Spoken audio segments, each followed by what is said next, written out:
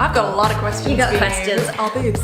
This is Kate Arnell. Hi. Hi everybody, welcome back to my channel. Today is a very exciting video because I'm joined by Kate. Hooray! This channel, you probably know, Kate talks about everything zero waste.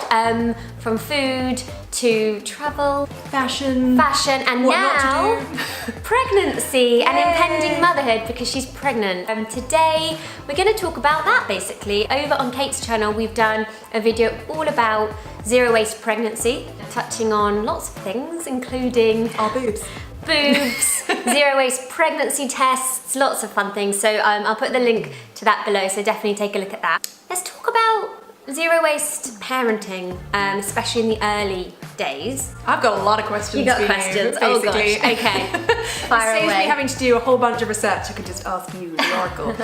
Because you've done it, you've got 2 children. Yeah.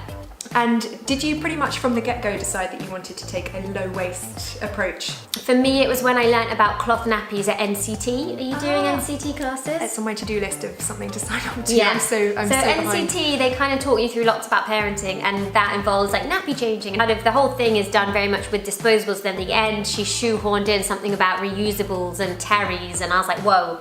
I want that. That sounds interesting. So as soon as I heard about that, I realised that there was a different low waste way to parent. Yeah.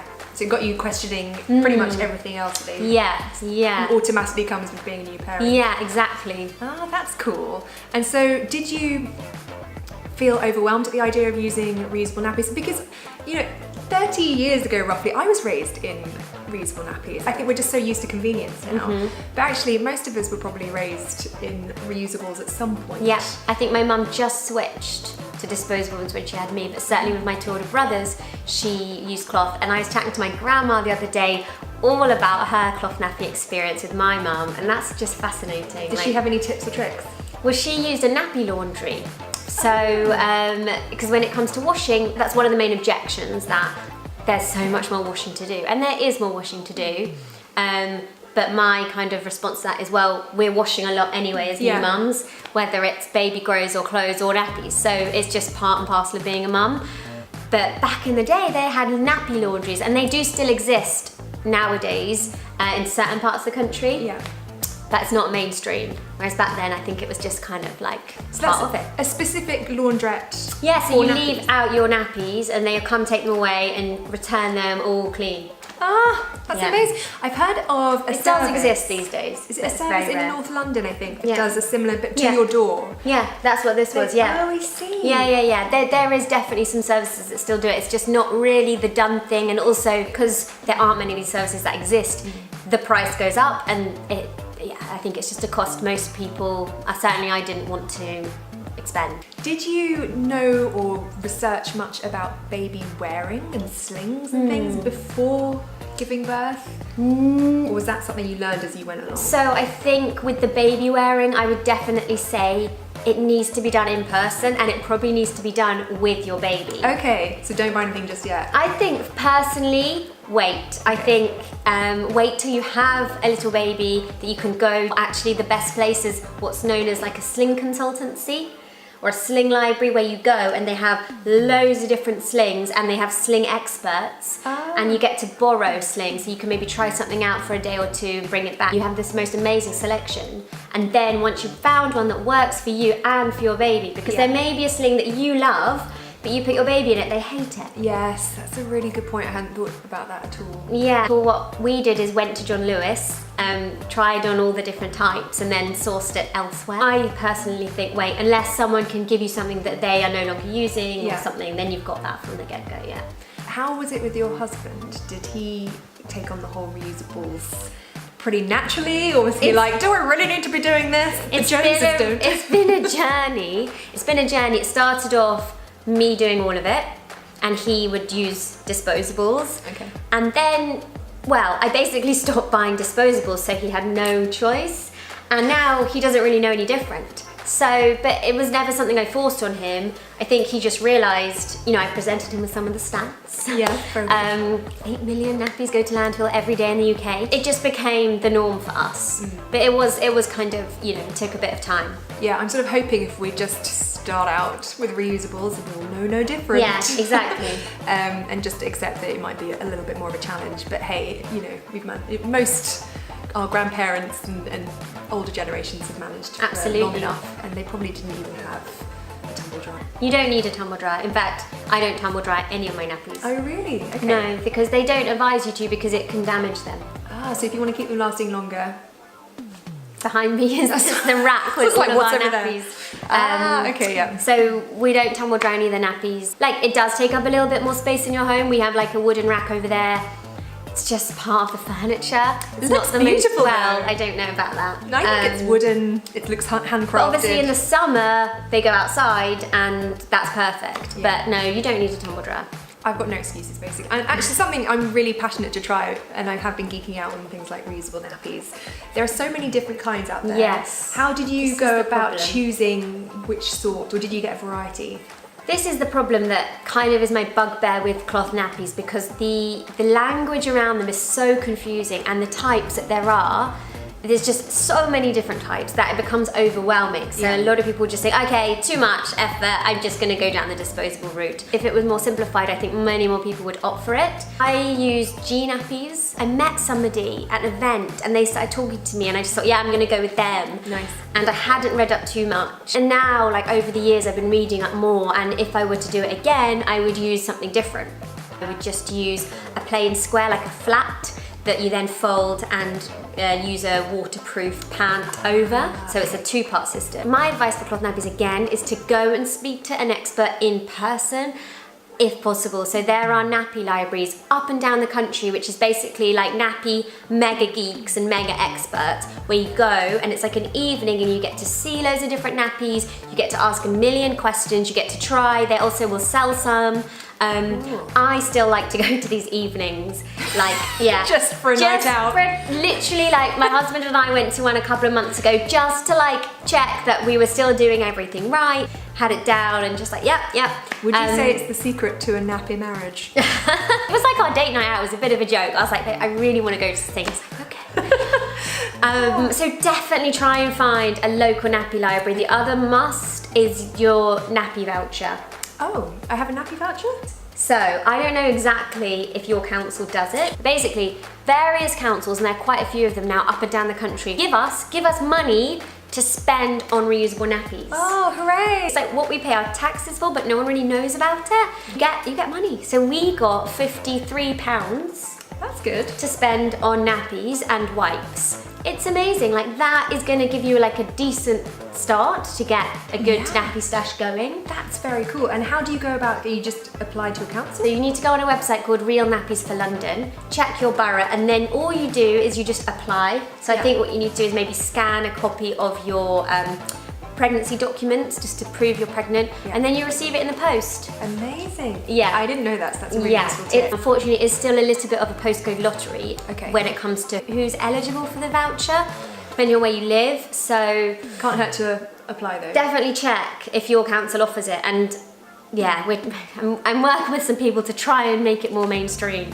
That's Yeah. very cool. What are your recommendations for a reusable alternative for baby wipes? Because I had a friend of mine who's already got a child, but they've got their second one on the way, ask me this, and I was like, I need to geek out on that as well, but I haven't yet. So there's a brand called Cheeky Wipes who basically it's like a big stack of wipes, and then they give them to you in like a tub. Cloth wipes, are they? Or? They're cloth wipes, Okay. yeah. They're basically flannels. Flannels, okay. They're flannels, guys. They are flannels. And then they give you this tub with the clean ones, and then a tub for the dirty ones. Yeah. And then a couple of essential oils that you pour into the dirty tub, and then a couple of wet bags that you need for when you go out and about to take the clean wipes and the dirty wipes. That's it. That's it. You can also make your own from an old towel that you no longer use. Like, one towel will make a lot of wipes. Yeah. Old tea towels, old clothes, pretty much any piece of material go. Do you soak them in water and add the Yeah, essential oil? home for example, if you had like a changing station, you'd have a little pot with your wipes in a solution of water and essential oil, say a couple of dashes of maybe tea tree. You change the water maybe every 2 days or something. Okay. And then you'd have another pot for the dirty ones. For Cheeky Wipes, there's like a tub, so there's a lid, but there's no reason why you couldn't just use a jar or anything, and then you take the dirty ones, pop them in with your nappies, or not with your nappies if you're not doing that, and wash them. What would you say are the sort of essential I know you talk a lot about this, but for somebody who is completely new to this, the bare essential things to get during pregnancy to sort of prep you for early motherhood, because I've done a lot of reading and there's lists upon lists upon lists of be prepared, have this, have that, get that just in case, you might not need this, but yeah, I think you need some nappies. Nappies, okay. You need some clothes, so a couple of onesies, get them secondhand, or you might want to get some things new, but also bear in mind people will probably give you gifts. Yes, I've already had offers from a sister-in-law and several friends who know that they aren't going to have any more children, and they're like, here you go, please take our things. Yeah, people will give you, but also new clothes that they want to bring, and also secondhand stuff, hand-me-downs, exactly. So take it all. Okay. I mean, you need some wipes, you need probably some breast pads to stop leaking, because you will leak if you're breastfeeding. If you don't know if you're breastfeeding or not, I would also say hold off from the breast pump and all that stuff, because you've got time to get those things. Or if you're planning on breastfeeding later. Muslins, I read a lot about Muslins how amazing are just great to have as like a all-in-one thing, whether it's to cover you up whilst breastfeeding or to wipe up sick, or to cover the pram if your baby wants to have a sleep, even as a nappy. Muslins are useful, definitely. Yeah, they sound beyond multi-purpose. They are useful. And then you'll want some sort of transport system, so like a sling or a buggy, and then some sort of sleeping device. I was going to ask you about sleeping devices, because it seems like there's so much out there.